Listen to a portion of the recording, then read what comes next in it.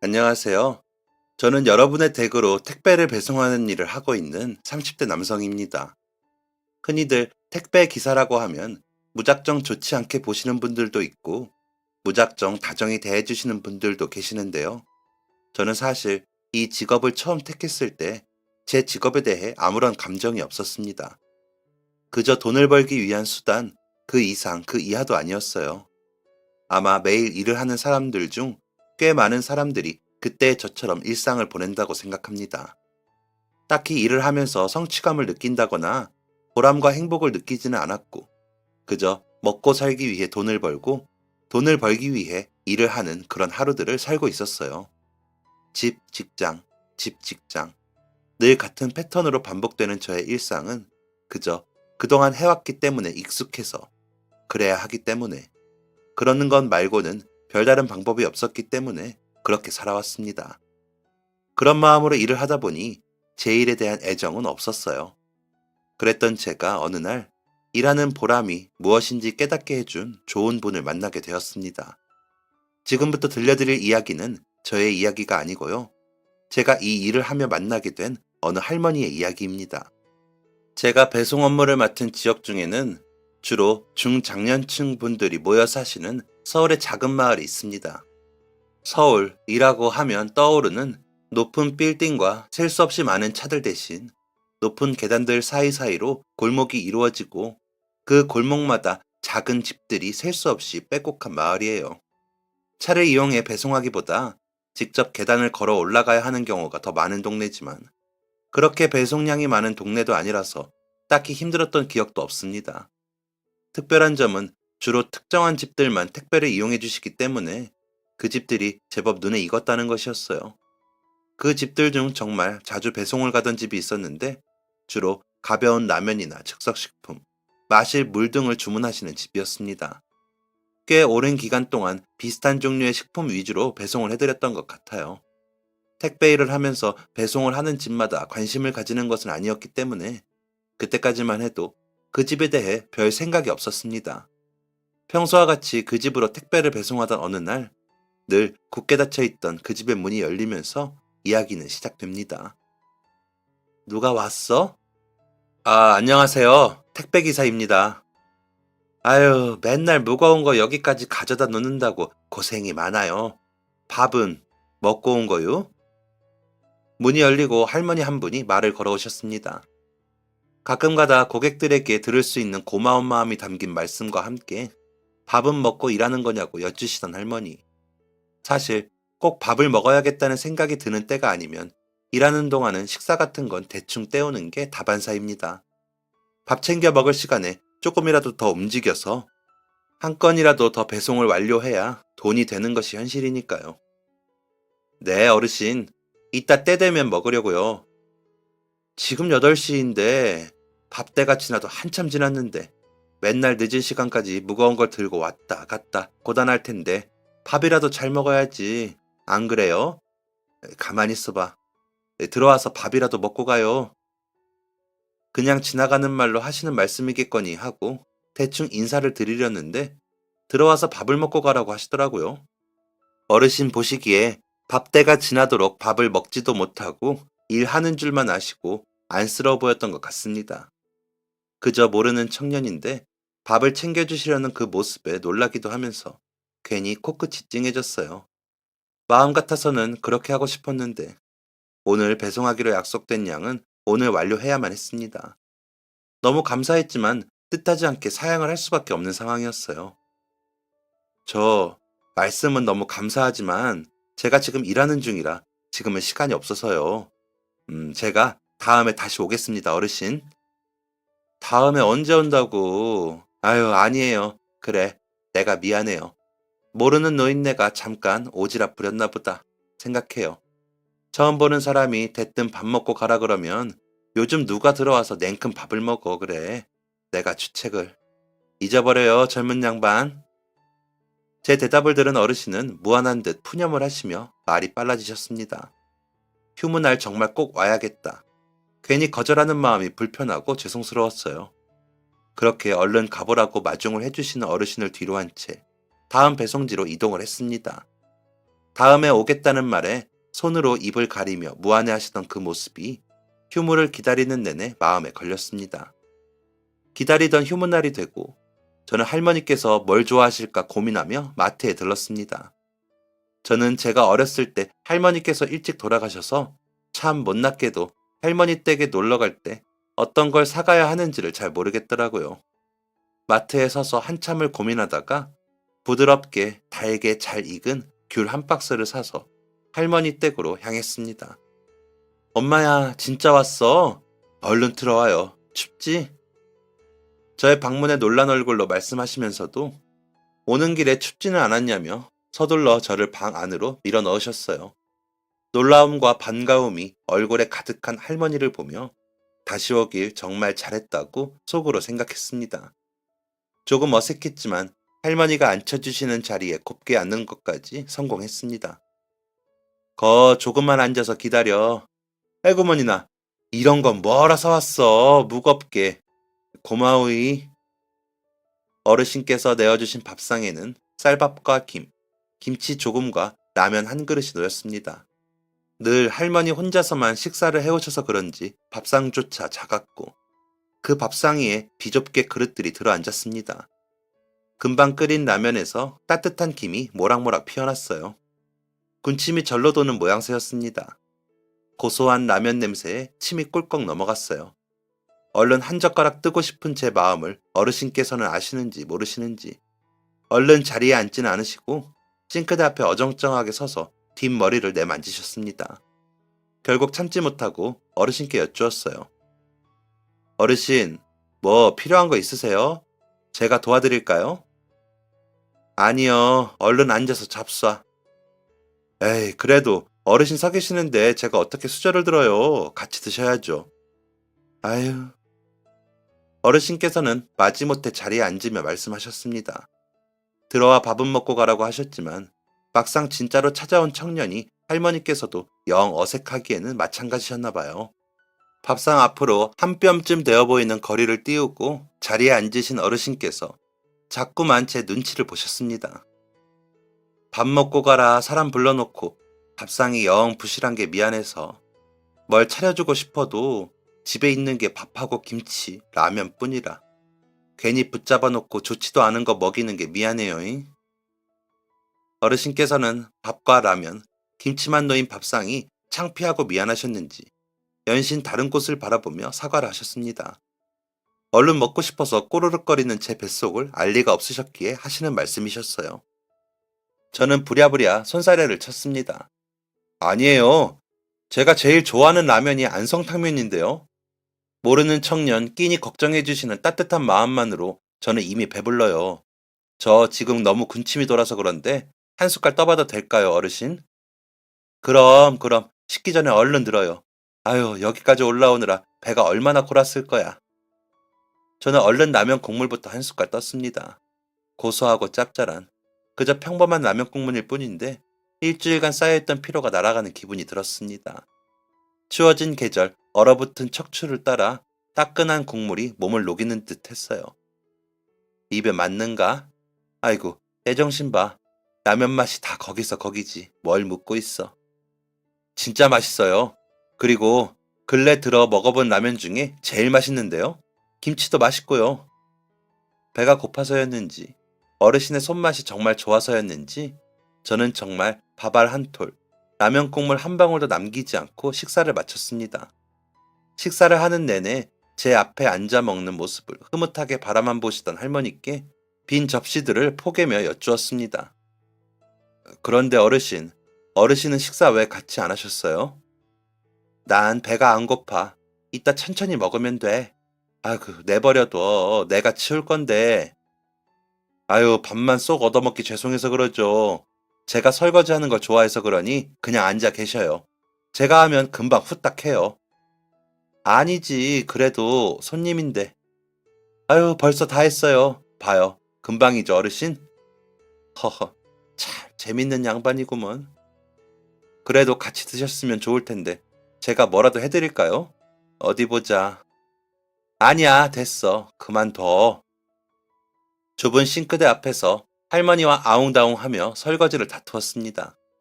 사실 그릇이 몇 개 되지 않아 설거지를 하는 시간은 정말 금방이었어요. 몇 개 되지 않는 그릇을 금방 씻어내고 두 발자국 옆에 있는 냉장고 문을 열었습니다. 아직 식사를 하지 않으셨는데도 불구하고 배가 고프지 않다는 어르신의 말씀이 마음에 걸려 얻어먹은 게 있으니 뭐라도 요리해드릴 참이었어요. 괜히 저 먼저 먹이려고 식사를 미루시는 건 아닐까 싶어서. 그런데 제가 냉장고 문을 열자 어르신께서는 다급하게 제 팔을 잡으며 말리셨습니다. 할머니의 만류에도 불구하고 활짝 열려버린 냉장고 문 안에는 제가 오는 길에 사왔던 귤 한 상자 말고는 든 것이 없었습니다. 그 옆에 덩그러니 놓인 작은 반찬통 안에는 몇 번을 아껴 먹었을지 모를 김치가 들어있었고요. 불현듯 대체 이 어르신은 무엇을 잡숫고 사시나 싶은 생각이 들었습니다. 어르신, 냉장고에 반찬이 하나도 없는데 식사는 제대로 하시는 거예요? 아이고, 그러게 그걸 왜 열어봐. 어르신은 난감한 표정으로 냉장고 문을 서둘러 닫으셨습니다.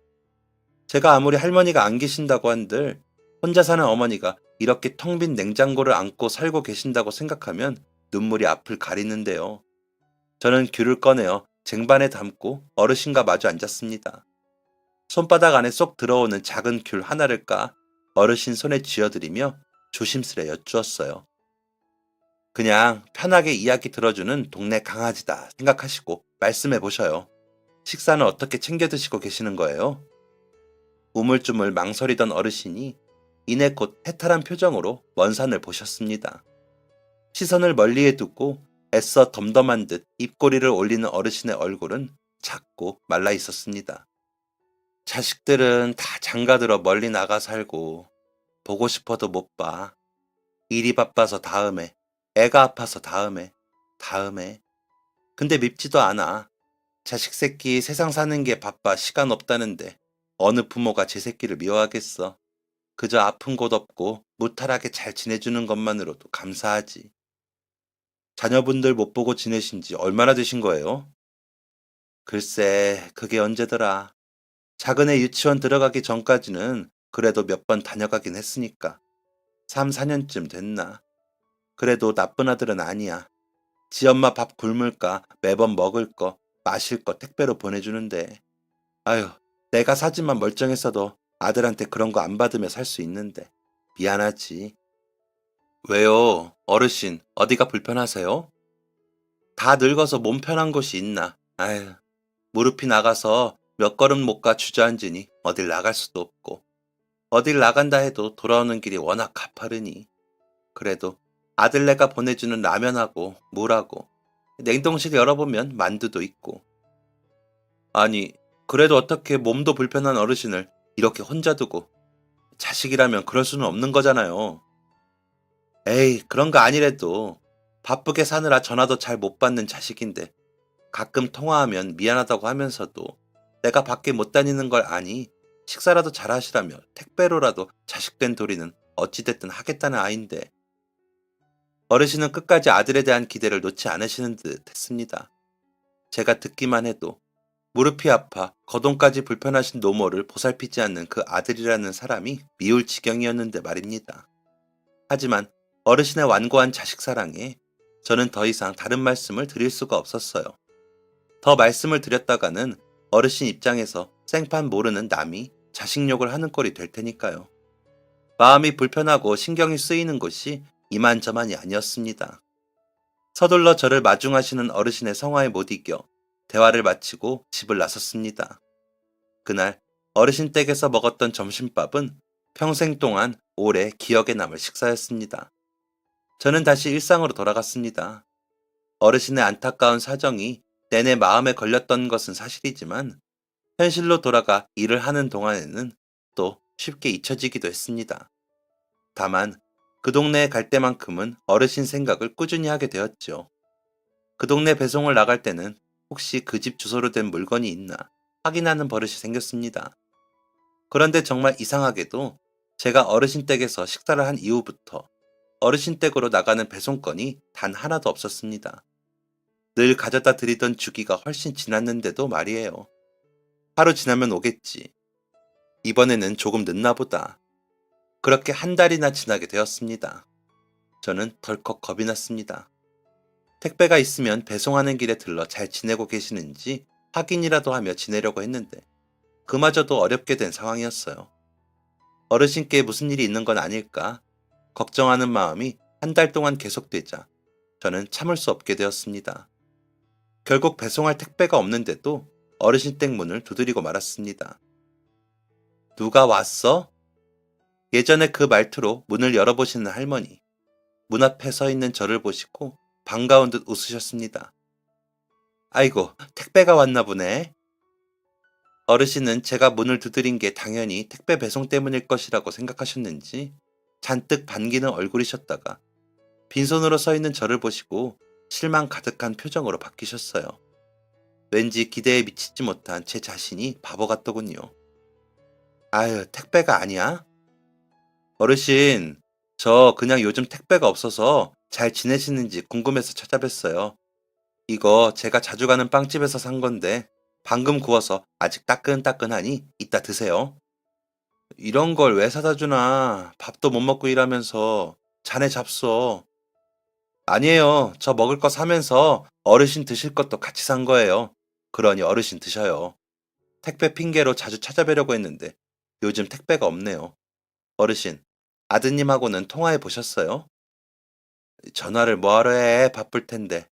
바빠서 정신하고 시간이 없으니 보내고 싶은 마음은 굴뚝 같은데 못 보내고 있는 걸 거야. 자네가 와줘서 고맙네. 내 진짜 고마워. 할머니는 제가 사다 드린 빵을 받아들고 포장지를 만지작거리며 말씀하셨습니다. 상황을 보아하니 아무래도 아드님이 택배마저 끊고 지내기로 한 것 같았어요. 마음속에 화가 치밀어 올랐지만 애써 웃어 보일 수밖에 없었습니다.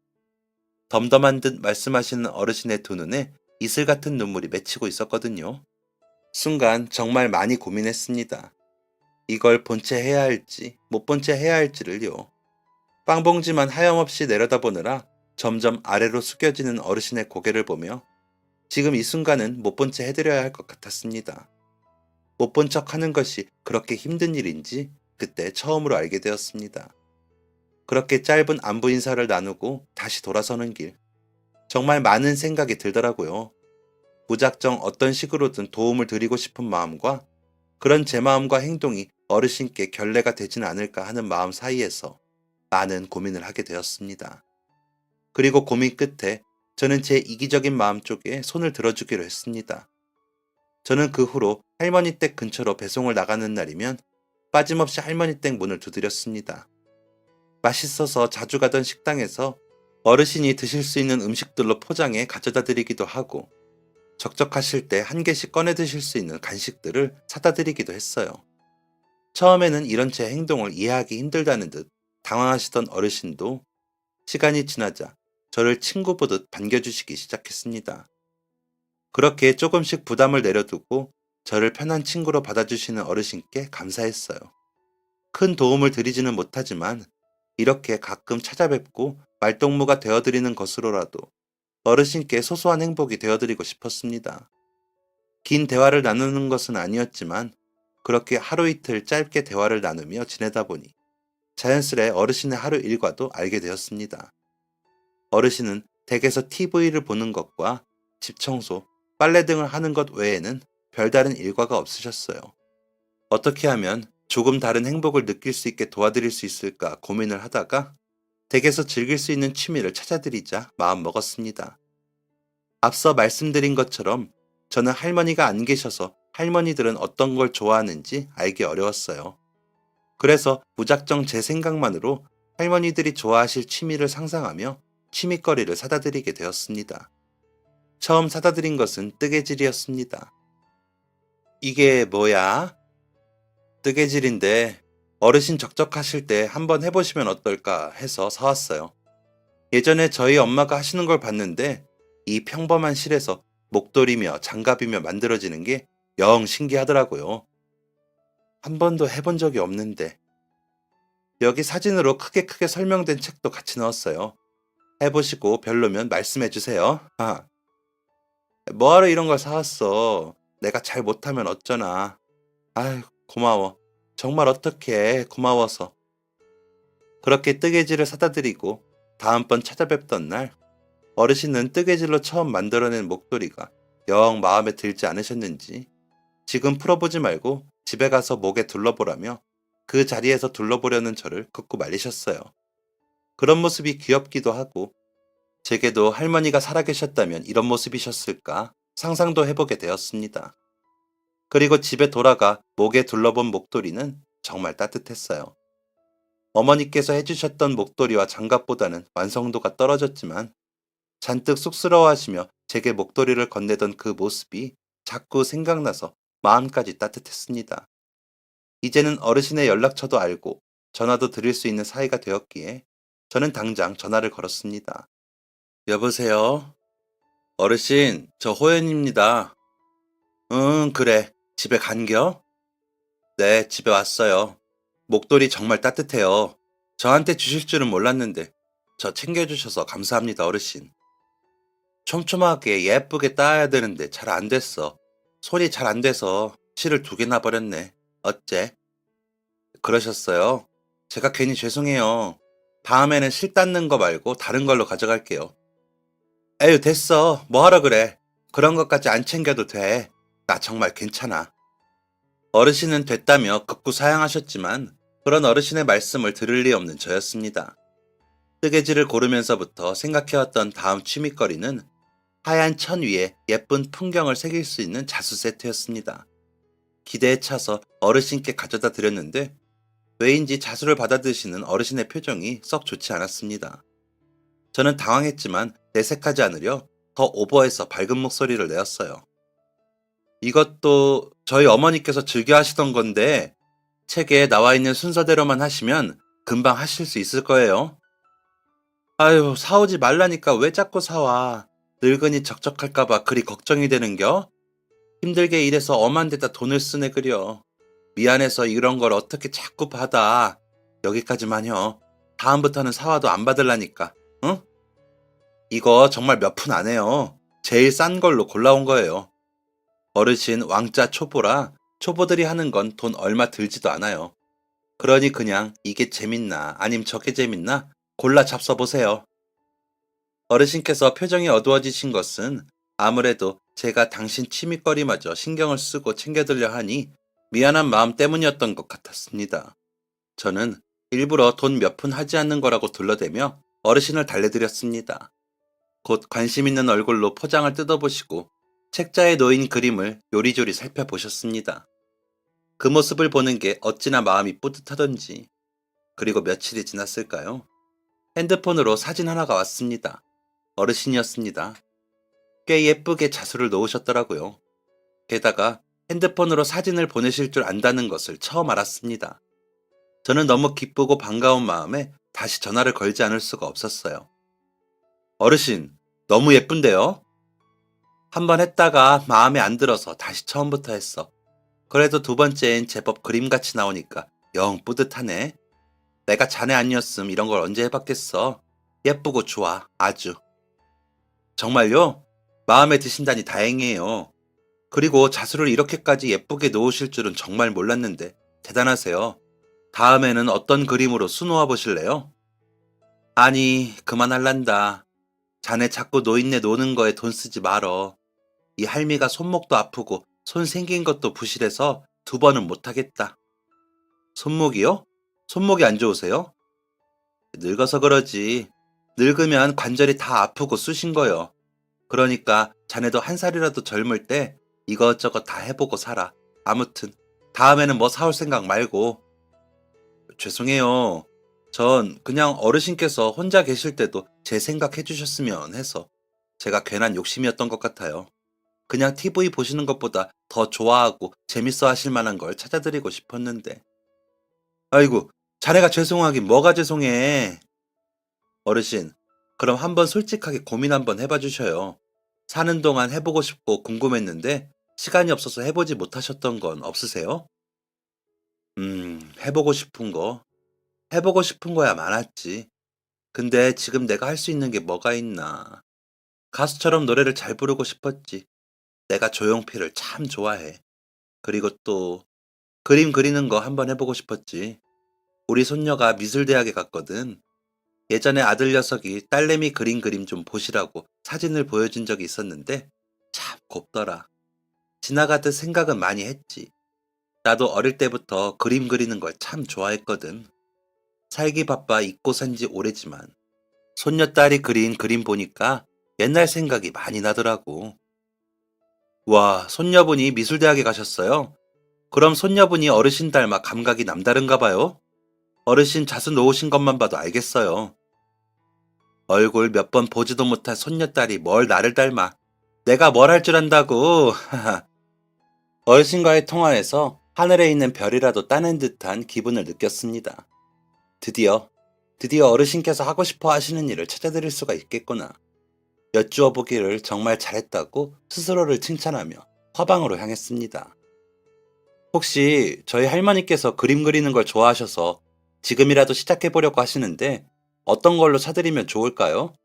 제가 그림을 잘 몰라서 혹시 추천해 주실 수 있을까요? 어머, 할머니가 손자분을 잘 두셨네요.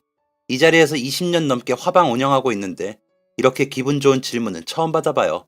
보자, 어떤 게 좋을까?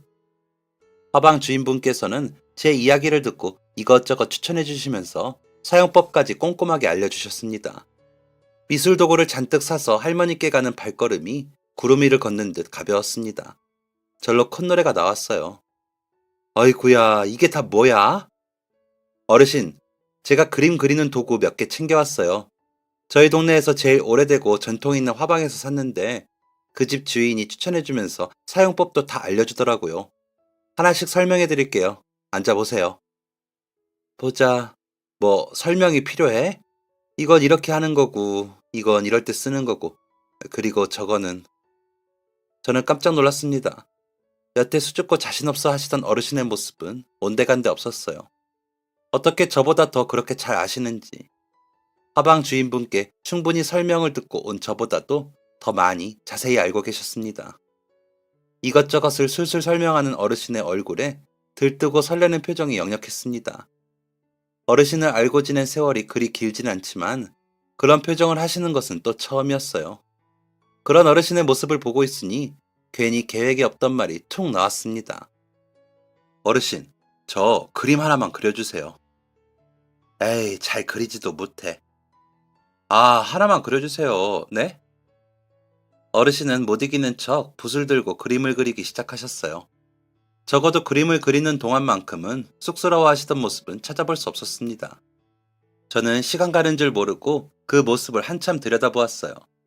제가 잘하는 게 참 없는 사람인데 어르신께서 자신있게 붓질을 하시는 모습을 보고 있으니 자신있게 잘할 줄 아는 것이 하나도 없는 제 자신이 조금 부끄러워지기도 했습니다. 그렇게 한참을 있었을까요? 다시 쑥스러운 많은 예전의 할머니로 돌아온 어르신께서 붓을 내려놓으며 말씀하셨습니다. 몇십 년 만에 붓을 들었더니 영 태가 안 나네. 그리고 기대에 찬 마음으로 들여다본 어르신의 그림은 정말 놀라웠습니다. 기대 이상으로 멋진 풍경이 펼쳐져 있었어요. 제가 학교 다니면서 미술 시간에 그렸던 그림은 유치하기 짝이 없을 정도였습니다. 진심으로 너무 놀라버린 저는 한참 동안 그 어떤 반응도 할 수가 없었어요. 영 별로지? 아니에요, 어르신. 이렇게 잘 그리실 줄은 정말 몰랐어요. 이렇게 그림을 잘 그리시는데 그동안 어떻게 손 놓고 사셨어요? 진짜 너무 예뻐요. 그림 같은 풍경이에요. 내가 그림을 잘 그리는 게 아니라 내가 그린 이 장소가 멋진 곳이라 그러지. 예전에 우리 바깥 양반 살아있을 때 자주 가던 곳이야. 등산하는 걸 참 좋아하던 양반이라 가을이면 근처에 유명한 산이란 산을 다 다녔어. 높은 산을 올라가면 그렇게 숨이 차고 힘들면서도 올라가는 길에 보이는 풍경은 어찌나 늘 그림 같았는지. 여기는 우리 바깥 양반이 나한테 등산 같이 가자고 꼬드기던 첫날에 데려간 산이야. 풍경이 참 예쁘지? 어르신은 그림을 바라보며 생각에 빠지신 듯 미소를 지으셨습니다. 예전에 한번 본 적 있던 어르신의 고운 이슬이 다시 한번 두 눈에 맺혔어요. 할머니께 취미를 찾아드린 것뿐만 아니라 잊고 있던 지난날까지 찾아드린 것 같아서 저까지 가슴이 뭉클한 순간이었습니다. 그렇게 어르신의 소중한 그림을 받아 제가 하루 중에 가장 오랜 시간 머무는 택배 차량에 걸어두고 배송을 다니는 내내 그림을 보고 또 보았습니다. 그림들을 보면서 내린 결론은 이 그림은 나 혼자 보기엔 정말 아깝다라는 것이었어요. 저는 어르신의 그림을 한 점 한 점 더 받아모으기 시작했습니다.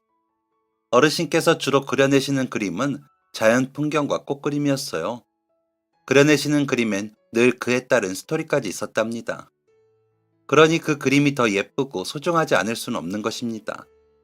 저는 할머니께 동의를 구하고 그림을 동네 사람들에게 선물하기 시작했어요. 주로 제가 택배를 배송하는 동안 마주치는 사람들께 선물하게 되었습니다. 그 손님들 중에서는 평범한 이웃 주민분들도 계셨고, 식당 사장님, 편의점 아르바이트생, 꽃집, 약국 등도 있었어요. 그림을 받는 사람들의 표정은 늘 웃음으로 가득했습니다. 요즘 세상이 그렇잖아요. 나와 아무런 관련 없는 사람이 대뜸 무언가를 건네면 좋은 마음으로 받기보다 의심부터 품어야 하는 세상이 되었잖아요. 그런 요즘 같은 때에 택배기사가 기다렸던 택배와 함께 건네는 그림 한 점이라니. 게다가 그 그림은 예쁘기까지 하다니. 웃음이 나지 않는 상황일 리가 없었습니다. 저는 많은 사람들에게 그림을 선물하고 어르신은 제가 전하는 이야기를 듣는 것만으로도 기뻐하셨습니다. 그러던 어느 날, 그림을 선물한 적 있는 약국에 택배를 배송하러 갔다가 약사님으로부터 예상치 못한 이야기를 전해 듣게 되었습니다. 누군가가 할머니의 그림을 사고 싶어 한다는 이야기였어요. 저는 깜짝 놀라 버벅거리는 말투로 대답했습니다. 정말요? 정말 저희 할머니 그림을 누가 사고 싶어 한다고요? 네, 그분이 그림을 수집하는 취미가 있다고 하던데 그림이 너무 예쁘다고 꼭 갖고 싶다고. 제가 선물 받은 거라 마음대로 팔기가 그래서 우선 다음에 연락드리기로 했어요. 여기 연락처예요. 약사님을 통해 연락처를 받아들고 나니 꿈을 꾸듯 믿기지 않았습니다. 할머니께 전화를 할까 하다가 그냥 댁으로 찾아가기로 했어요. 기쁜 소식을 무엇보다 얼굴을 뵙고 전하고 싶었습니다.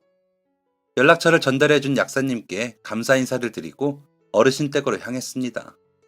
그 어떤 날보다 심장이 두근거렸어요. 어르신께서 너무 놀라시면 어쩌지. 이상한 상상도 해가며 댁에 도착했습니다. 이 시간에 어떻게 갑자기 왔어? 어르신, 약국에 어르신 그림을 선물했었는데 어떤 사람이 와서 그림을 사고 싶다고 했대요. 그림 수집하는 취미가 있는 사람이라고. 그림이 너무 예뻐서 꼭 갖고 싶다고. 그게 무슨 소리냐? 내 그림을? 내가 그린 그림 말이야? 네, 정말 너무 기뻐요. 역시 제가 말했죠? 어르신 그림 정말 잘 그리신다고. 제 눈에만 그런 게 아니었어요. 아이고, 아이고, 이게 무슨... 풀썩. 어르신은 자리에 주저앉으시며 눈물을 흘리셨어요. 그러고는 연신 믿을 수가 없다는 말만 되풀이하셨습니다. 어르신, 괜찮으세요? 내가 우는 게 창피해서 진짜 안 울려고 했는데 기뻐서 운다, 기뻐서. 내가 기뻐서 울어, 이놈아. 내가 무슨 복이 있어서 말년에 일이 좋은 사람을 만났는지. 자리에 주저앉는 어르신 때문에 깜짝 놀랐다가 하시는 말씀에 저도 울컥 울음이 터졌습니다.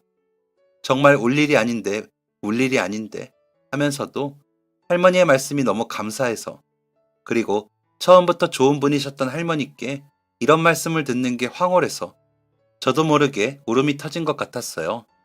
저희는 그렇게 서로를 좋은 사람이라고 칭하며 한참 동안 감격에 빠졌습니다. 그리고 연락처를 남기고 떠난 그 그림 수집가는 한 장으로 멈추지 않고 어르신의 그림을 지속적으로 구매하기를 원했습니다. 며칠 지나지 않아 할머니께서 그린 그림은 그 미술작품 수집가를 통해 꽤 많은 숫자가 팔리기 시작했어요. 어르신은 피곤해서 더는 못 그리겠다고 말씀하시면서도 손으로는 다음 작품의 밑그림을 그리고 계셨습니다. 그렇게 하루하루 한 점 한 점씩 팔려나가기 시작한 그림은 눈 깜짝할 새에 100여 점을 넘어섰습니다. 이게 꿈인지 생시인지 내가 도통 감이 안 온다. 어르신은 놀라운 속도로 팔려나가는 그림에 꿈인지 생시인지 알 수가 없다는 말을 입에 달고 지내셨어요. 그렇게 처음 보는 택배기사의 끼니를 걱정해 주시던 마음씨고 온 할머니는 자식들에게 버려졌음에도 마음속에 사랑을 놓지 않고 하얀 종이 위에 마음을 그려내는 화가가 되었습니다. 드라마처럼, 영화처럼, 그리고 유명한 화가들처럼 그림으로 인생이 대박나거나 역전이 되지는 않았지만 더 이상 혼자가 아니라 외롭지 않고 라면이 아닌 다른 것들로 끼니를 챙길 수 있는 삶을 살게 되셨어요. 여전히 너무나도 사랑하는 아들을 그리워하고 계시지만 어르신은 처음 뵈었던 그날보다 훨씬 더 건강하고 젊어진 모습으로 하루하루를 보내고 계십니다. 내가 밥도 잘 먹고 그림 그리는 것도 너무 재밌고 이게 다 자네 덕분이야. 어떻게 나한테 이런 천사 같은 사람이 나타났을꼬? 살면서 특별하게 잘한 것도 착하게 산 것도 없는데 이렇게 귀한 사람이 내게 와줬으니 자네가 나한테 귀인이 아니면 누가 귀인이란 말인가? 진짜 고맙소. 자네 덕분에 이제 지겨운 라면 그만 먹어도 되니 그것만큼 좋은 게 없어. 어르신, 저는 한 게 없어요. 어르신 드실 밥도 없는데 처음 보는 택배기사 딱하게 여겨 흔쾌히 끓여주셨던 그 라면. 그때부터 어르신은 제게 귀인이셨습니다. 어르신께서 제게 베푸셨던 그 따뜻한 마음에 비하면 저는 정말 해드린 게 없어요. 뭔 소리 하나, 이 양반아. 다 자네 덕분이지. 길 가는 사람을 붙잡고 물어보게 10중 8구 다 김호연이가 잘해서 그렇게 됐다고 이야기하지. 고마워. 내가 소원이라도 들어주고 싶어. 아이, 부끄럽게. 소원이요? 그럼 제 얼굴 한 번만 그려주세요. 그림? 네. 어르신이 보시는 제 얼굴은 어떤지 정말 궁금해요. 그리고 못생긴 얼굴이지만 그래도 어르신 붓끝으로 한번 태어나고 싶어요. 그림이라면 내가 100장, 500장, 아니 1000장 만장도 그려주지 호연이한테는. 어르신은 그렇게 잠깐만 기다려보라며 그릴 도구들을 가져와 제 얼굴을 그려주셨습니다. 하얀 네모 위에 그려진 저의 얼굴은 친숙한 듯 낯선 모습이었습니다. 거울 속에 있는 제 얼굴과 분명 같은 얼굴인데 어르신이 그려내시니 작품처럼 느껴져 어찌나 낯설던지. 그 낯선 얼굴이 감사하고 너무 멋있어서 눈물이 났어요. 제 눈에 안경이라고 하나요? 잘난 곳 없이 그저 평범한 제 얼굴이지만 살면서 가끔 어떤 날엔 거울을 보며 제 스스로가 잘생겨 보이곤 했습니다. 그러다가도 어떤 날엔 어떻게 이렇게 못생겼나 하고 한숨을 쉬기도 했어요. 그러다 보면 문득 남들이 보기에 나는 어떤 모습일까 궁금할 때가 있었습니다. 누군가와 별다른 대화를 나누지 않고 매일 물건을 나르는 일을 하다 보면 사실 웃을 일이 잘 없거든요. 배송을 하다 보면 건물 엘리베이터의 거울을 보거나 퇴근 후 회사 유니폼을 입은 채 화장실 거울을 보게 될 때 멋진 표정을 짓지 않는 무방비 상태의 제 얼굴을 마주하게 되는데요. 웃음기 없는 얼굴에 먼지 묻은 유니폼과 얼굴에 맺힌 땀을 보면 그 모습을 하고 사람들을 마주하는 것이 부끄러운 날도 참 많았습니다. 지금 돌이켜보면 못난 생각이었다는 생각이 들지만 그땐 왜 그랬는지. 할머니를 알게 된 후로도 꽤 오랜 시간 동안 저의 그 생각에는 변함이 없었습니다. 하지만 할머니를 통해 제 자신에 대한 새로운 시각도 가질 수 있게 되었어요. 조금은 저 자신을 사랑하게 된 것 같습니다. 이렇게 스스로의 얼굴이 그려진 한 장의 종이를 보며 작품이 따로 없다고 생각하고 있으니까요. 앞으로 그저 더 오래오래 그림을 그릴 수 있는 할머니였으면 좋겠습니다. 낯선 청년과 낯선 할머니로 만나 서로를 안쓰러워하며 마음을 나누려고 했던 저희. 할머니와 손자, 엄마와 아들 같은 말보다는 친구라고 표현하고 싶어요. 항상 편안하게 마음에 있는 것들을 이야기하고 기쁨과 슬픔 모두를 나눠 가질 수 있는 그런 사이. 제 친구이자 멋진 화가인 오순자 할머니를 진심으로 응원합니다. 그리고 이 사연을 듣고 계신 여러분들께도 감히 응원의 메시지를 보내봅니다. 하고 싶은 것, 좋아하는 것, 늦었다고 포기하지 말고 다음에 하자고 미루지 말고 지금 도전해보세요. 그리고 얼마 지나지 않아 먹음직스럽게 열릴 달콤한 열매의 맛을 꼭 느껴보시기 바랍니다. 그리고 혹시 사는 게 바빠서 늙어버린 부모님이 귀찮아서 연락도 하지 않고 발길도 끊어버린 못난 자식들이 있다면 지금도 충분히 늦었으니 더 늦기 전에 찾아뵙기를 바랍니다. 부모님이라는 존재는 그리고 엄마라는 존재는 그렇게 못난 인생을 살라고 살 아프고 뼈 아픈 고통을 참아가며 세상에 빛을 보게 해주신 분들이 아니랍니다. 감사한 마음으로 하나라도 더 나누고 함께하는 것이 부모를 가진 자식들이 마땅히 해야 할 도리입니다. 소중한 사람들을 어리석은 욕심과 멍청한 선택으로 바보처럼 놓치지 마세요. 당신들을 품고 당신들이 자라나던 그때의 행복하고 따뜻했던 기억 하나로 평생을 살아가는 것. 그것이 부모라는 훌륭하고 위대한 분들이니까요. 더하고 또 더해도 다 갚지 못할 부모와 자식 간의 무궁무진한 사랑을, 그 따뜻한 것들을 부디 놓치지 마세요. 사랑하고 또 사랑하세요. 할머니의 그분도 언젠가 분명히 후회하시겠지요. 그때라도 할머니의 사랑을 되새기며 빚진 마음으로 살아가길 바랍니다. 할머니도 이제는 상처받은 지난날을 잊고 털어버리시고 행복만 하실 테니까요. 여러분, 추운 겨울이 찾아왔습니다. 주위에 소외된 분들이 있다면 우리 그냥 지나치지 말아요. 함께 어우러져 살아가는 세상입니다. 사랑도 기쁨도 나누면 배가 됩니다. 지금의 저와 할머니처럼요. 차갑고 추운 겨울을 사랑으로 이겨내는 그런 연말이 되었으면 좋겠어요. 다가오는 새해에도 늘 좋은 일만 가득하시기를 바라며 글을 마칩니다. 아자아자 화이팅! 감사합니다. 지금까지 사연 들어주셔서 감사합니다. 사연이 재밌으셨다면 구독과 좋아요를 눌러주세요. 감사합니다. 안녕히 계세요.